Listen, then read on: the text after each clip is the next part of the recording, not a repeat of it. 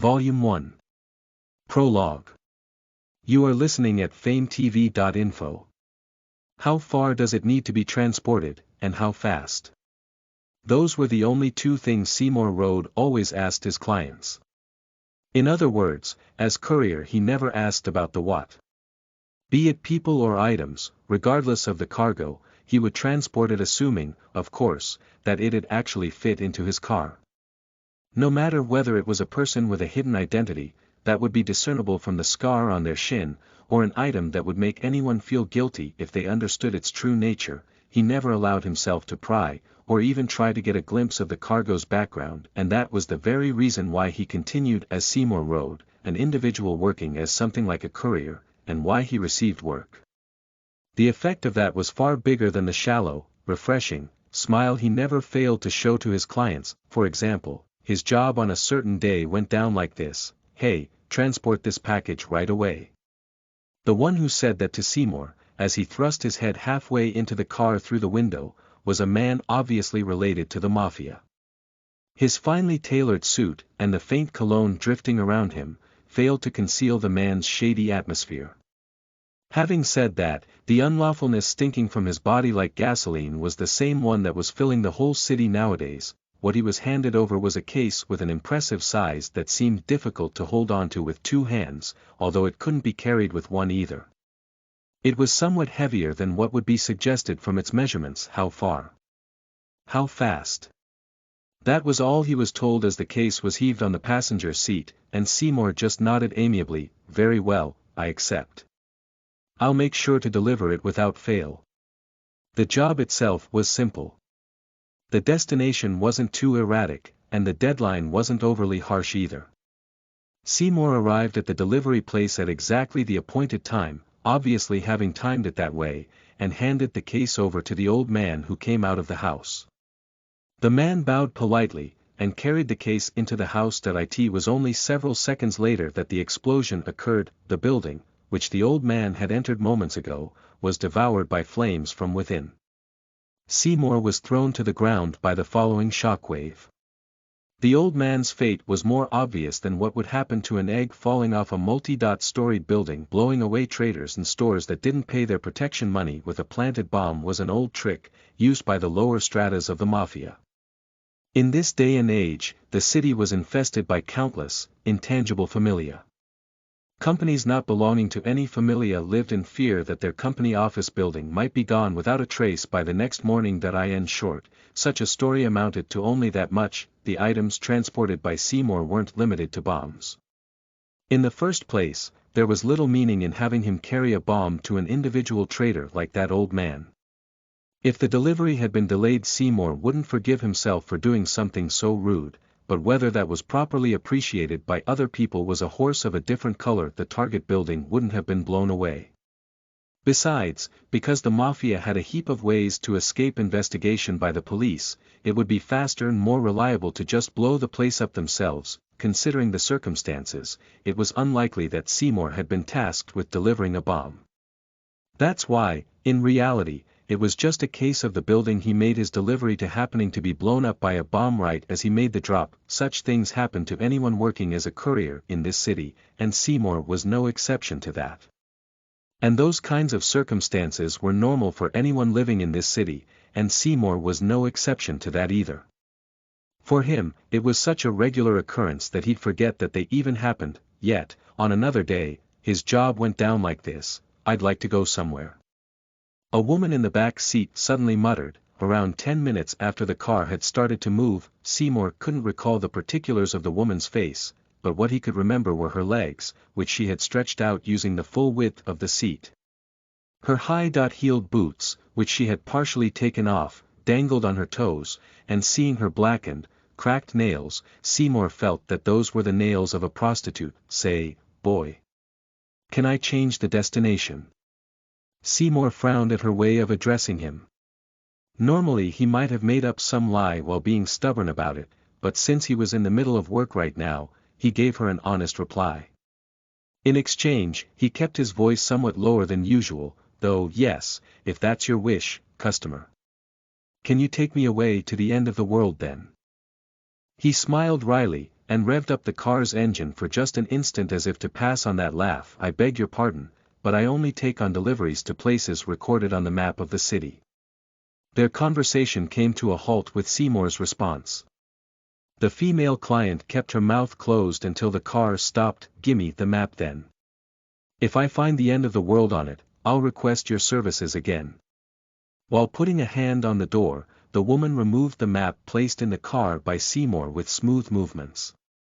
Just like the transportation fees he usually took, the map wasn't a cheap article either, but the woman had blown him a particularly elegant kiss as she got out of the car, so Seymour decided to forgive her. Prostitutes would normally travel by foot, or in the brothel's car. Even if they were to rent a means of transportation, it was unthinkable that they'd request a questionable contractor like Seymour.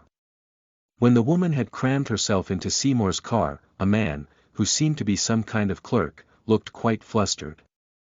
So it was possible this woman had some special reason for entering his car. Seymour never saw that woman again.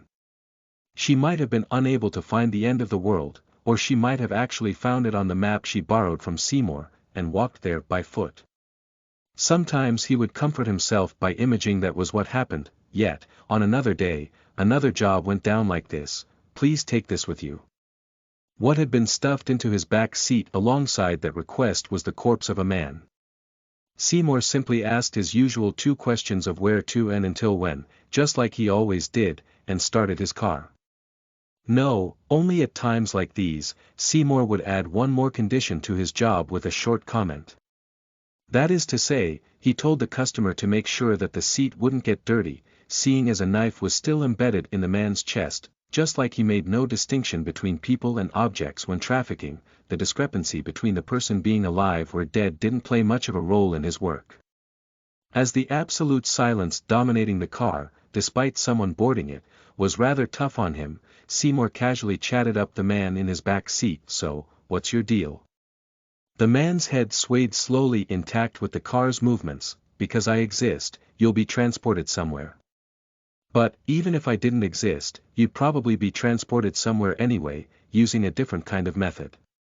In other words, me doing this doesn't amount to anything more than just a means. Rather than a person, I'm just a medium to move you." As if to prove that, Seymour's limbs steered the car fluently even as he was talking. "I'm pretty sure someone righteous would hand you over to the police. However, the act of transporting you in itself isn't a crime for me or anyone else. It's not righteous, but it's not a crime either. I wonder, just how bad does a crime need to be to not feel righteous anymore?" Of course he didn't receive an answer. Seymour didn't know why that man, who stank faintly, and seemed to be homeless, had been killed and transported, nor did he even try to gather information that would allow him to form a guess. Basically, such was the being called Seymour Road. Just like the air served as a medium for voices, and how power cables were mediums to transmit electricity, Seymour acted as one of the city's mediums. He just slightly quickened the movement of people and objects, which could also be achieved without him, using his car. His smoothness as a medium, and the time gained in comparison to using normal means, produced his remuneration as a courier, with a naturalness, as if he had been doing things this way since the moment he was born. The courier called Seymour Road had adapted himself to life in the city. Because of that, Seymour Road was in the diner with the name Holiday on that day, too. The Holiday had a long, narrow, and cramped structure, as seemed to be typical for most diners. A counter that extended almost across the whole store, and several stools lined up along that counter. So far as it goes, for round tables that were independent of the counter had been set up as well, but even those tables were so small that 3 adults sitting at them would bump their knees against each other, and on top, one of them was always occupied by the diner's owner, an old woman called Medela. Just these things were enough to make the diner so cramped that you wouldn't be able to walk through it without getting a bruise somewhere. And yet, an upright piano had been installed along the diner's wall, and since shady, exotic decorations, which Medela had bought somewhere, and a mop and bucket, which didn't fit into the kitchen anymore, had been added to it as well, it was a wonder that the Holiday didn't burst apart at the seams. Seymour's special seat was the one just before the deepest counter seat in the Holiday. It was a place where you would constantly hit your back, and the evening sun would shine directly into your eyes during this season.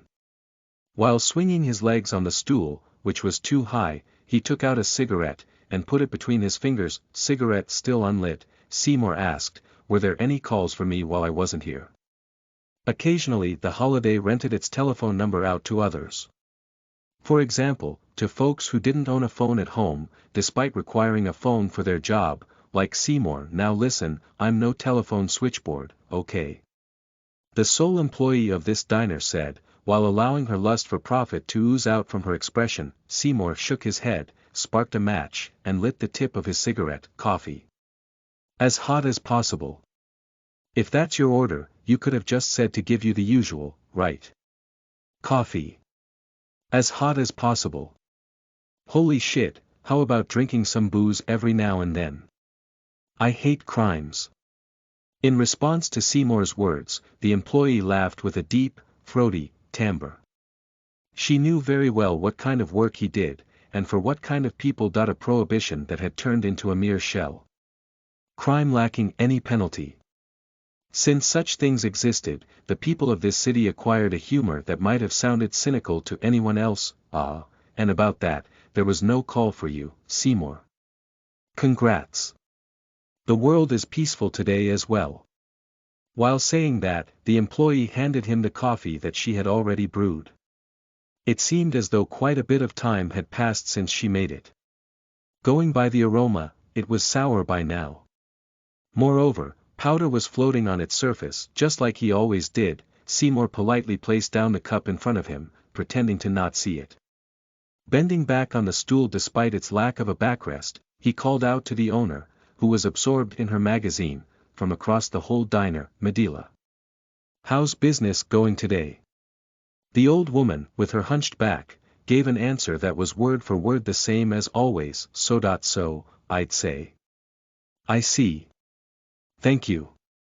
Seymour fixed his posture again, and traced the edge of his cup with a finger. Its porcelain, which was slightly chipped, was hot enough that it looked like he'd scald his finger. The gesture looked like he was tasting the coffee with his finger instead of his tongue. The employee placed both hands on the counter, and bent herself slightly forward in his direction. "But, Seymour, how about getting your own telephone sometime soon? You're earning enough for at least that much, aren't you? I think that would further your job as well." "You're right. Then I wouldn't need to sip this muddy water which you insist on calling coffee either." "How cruel.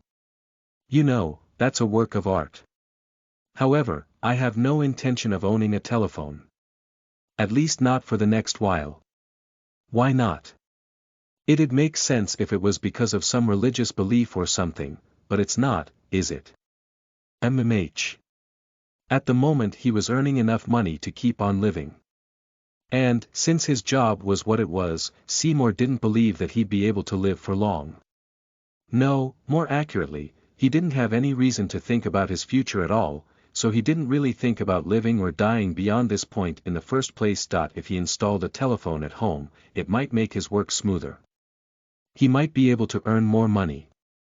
However, just how important would that be, since it was plain as day that the employee in front of him would answer it's more important than anything. More than anything else in this world. If he were to ask her, Seymour simply shrugged his shoulders. "This world, you see, doesn't revolve around money alone." The employee laughed it off as a commonplace proverb you'd find written on generic advertisements all over the place. What a cheap line. Just then, the telephone rang. The employee winked at him in an exaggerated manner, and then headed deeper into the counter. Seymour, and the customers, who were likely there for the same reason as Seymour, turned their attention in that direction. While placing his chin on the palm of his right hand, he smoked the cigarette inserted between his fingers. Slowly, 1, then 2, and then 3 puffs. The employee looked back, and locked eyes with Seymour, who was sitting directly behind her. "It's a new commission, Mr. Courier," Seymour wrote. Listen to the full novel at FameTV.info, direct link in the description.